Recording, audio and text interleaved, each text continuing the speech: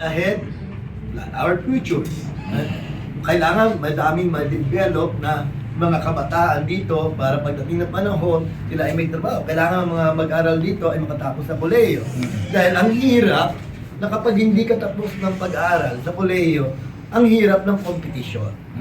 The opportunity para sa mga kabataan na makapagtapos ng pag-aaral sa kolehiyo. Dahil sabi nga natin, ang kabataan ang pag-asa ng bayan. Totoo. Pero paano kung naiiwan siya at hindi siya nakakakuha ng tamang edukasyon na inaasahan sa ating pamahalaan? Kaya magkaroon ng pamantasan ng lungsod ng Antipolo para sa gayon lahat ng kursong nandoon ay kayang kunin ng mga Antipoleños. Hindi na sila lalayo, hindi na sila mangungupahan, hindi na sila magmamasahe, at hindi na sila magbo-boarding house. Napalayo sila sa kanilang mga mahal sa buhay, ang hirap ng kalagayan. Yun po ang ating hinihiling. Yun po ang ating ninanais at advokasya. Pangatlo po ay yung pong trabaho. Ang trabaho ay dapat ito ay nakatutulong, hindi nagiging kabigatan. Anong ibig sabihin?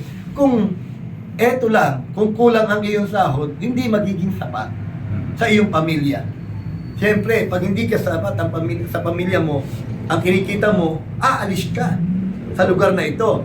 Pwede kang mag-abroad o pumunta sa ibang bayan para doon manirahan, para doon magkaroon ng pagkakataon o opportunity. So, bakit hindi natin dalhin sa Antipolo? Bakit hindi natin taasan ang sweldo ng Antipolo na kagaya ng sa NCR, Manila rate? Kailangan na po yan. Parehas din naman nagtatrabaho. Parehas na proportion. Pero bakit mababa ang sweldo? Parehas na hirapan. Ang pinakamahirap dito at hindi parehas, kulang ang take out ng mga Antipoleños. Kulang ang ibibigay na para sa pangangailangan ng mga mamamayan ng Antipolo dahil hindi sapat. Nangungupahan. Marami po nangungupahan sa lungsod ng Antipolo dahil kulang sa pabahay. Ang pabahay na ito ang isang hangad ng mga Antipolo na noon pa man ay ating ipinaglalaban. Layunin ni Red Llaga na magkaroon sila ng tunay at dissenting pabahay na magiging kanila pagdating ng panahon, may pamamana nila sa kanilang mga anak, sa kanilang mga susunod na salinlahi. Dahil sa pabahay na yan, hindi sila magkakawat-awat. We preserve family. We value family. And how you solve the issue of na walang pabahay, kailangan masolusyon yan. Ang dami namang pamamaraan. Pag gusto, may paraan. Kung ayaw, ang dami dahil. Ano yung pamamaraan? Mababang pabahay. Ano? Yung ating tinatawag na mortgage program, no, yung babayaran ng gobyerno at ibibigay pahulugan ngayon sa mga Antipoleños. Sa gayon, yung dami ng walang bahay o tahanan mariresolba. Yun po, at magiging kanila. Dahil dito marami dito informal settlement. So, ano pa yung pang-apat? Ito po yung tungkol po sa on-job training o mga iba pang mga susulong natin na programa ay tungkol sa TESDA. Po, kasi paano nga yung isang mag-aaral kung ayaw niya magtapos ng pag-aaral sa college, anong gagawin natin dyan? So, anong programa meron? Nandyan po ang TESDA, job training, ano po, at ito yung susulong natin ngayon, yung virtual assistant. Ano yung virtual assistant? Mga magagandang programa, kurso, na kahit out of school yun. Ano po, pwede ka maging video editor, pwede ka maging graphic artist, pwede ka maging affiliate, content creator, na kung saan, kahit nasa bahay ka, work from home, kikita ka sa iyong tahanan. Mababawasan ngayon ang may problema sa kawalan ng trabaho. No? May oras pa sa pamilya. No? Hindi pa malalayo sa kanyang pamilya. So, yun ngayon ang iniisip natin. At siyempre yung social service. Kailangan po yan. Yung sa mga PWD, senior citizen, na sabi nila na meron pension ng mga senior citizen pero hindi 100% na ibibigay. Kung halimbawa ay 2,000, nagiging 1,000 lang ang natatanggap. Meron po akong mga kinausap dyan na kinakat pa ang ibinibigay. Sabi ko, paano magiging makatuwiran yung programa na pagtulong sa mga senior citizen ay doon pa lang sa pagbibigay ng financial benefit o financial assistance, binabawasan mo pa, hindi magiging totoo yun. Ito'y panglalamang na ayaw natin na mangyari at ating natin inilalaban. Hindi natin to pananatilihin ang ganyang sistema dahil doon pa lang nandun ang corruption, no? Yung financial assistance, yung mga burial, hindi naman talaga nalalaman ng taong bayan kung magkano ang iniulat, kung magkano ang natanggap para sa burial assistance. Diba? Scholarship assistance, financial assistance sa mga kabataan, hindi. Ibig sabihin, walang transparency. Pag walang transparency, walang record, walang ulat, walang hindi alam na ang pondo, ayaw ipa-audit, at kung minsan ay hindi pinaalam sa publiko, may tinatago. At dahil sa tinatago na yan, nagkakaroon ka mismo ng matinding kasipan, saan na napunta po? Saan din na lang po yan? Yun po ang ating inilalaban.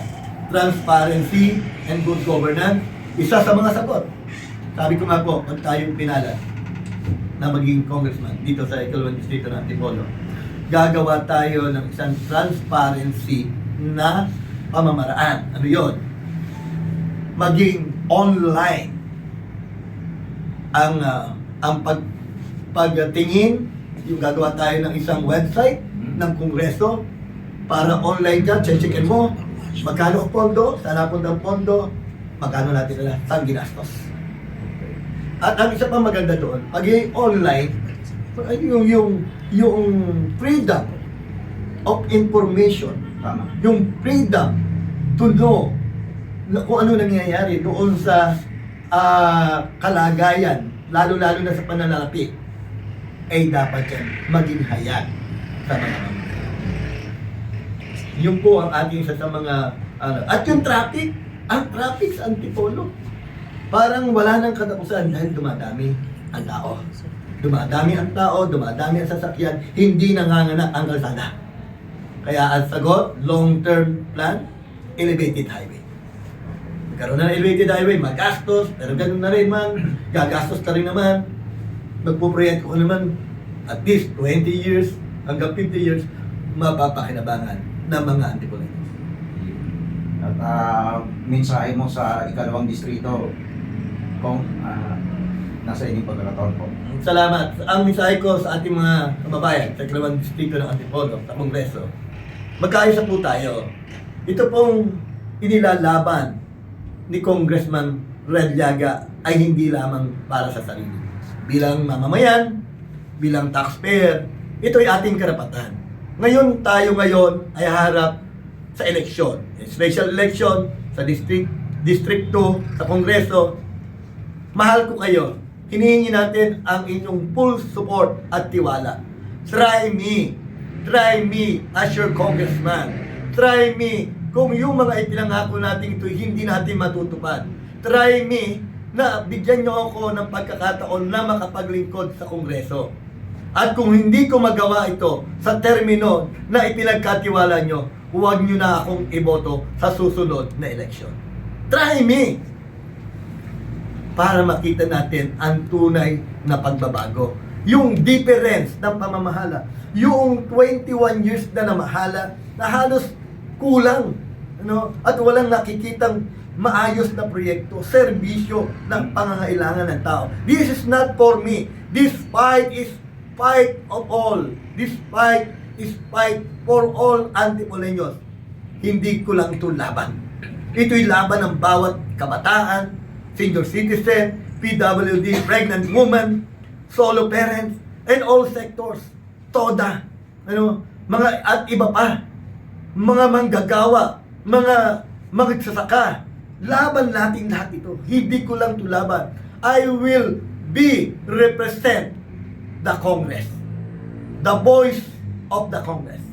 Ang boses natin, ang boses nyo, ay magiging boses natin sa Kongreso. Malaya ang bawat Antipoleños na maging bahagi ng solusyon, ng development, at ng pagbabago sa Kongreso. Hindi magsisimula ang pagbabago kung mananatili tayo sa lumang sistema at mga tao na nasa paligid natin na dala pa rin ang lumang programa at sistema ng serbisyo. Hindi tayo magiging malaya. Hindi tayo magkakaroon ng pagbabago. Diyak yun. Kasi pag parehas pa rin ang dati, the same pa rin ang pamamahala. Circulo of governance. I hate the circle of governance. I hate corruption. Corruption kills Filipino dreams. Ang corruption, pinapatay na yung pangarap natin.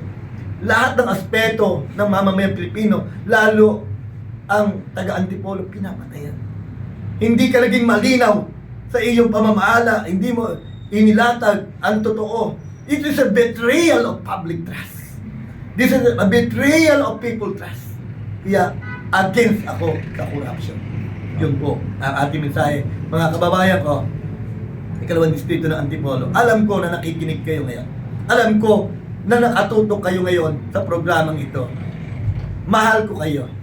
At ang laban na ito ay laban natin lahat. Hindi tayo susuko.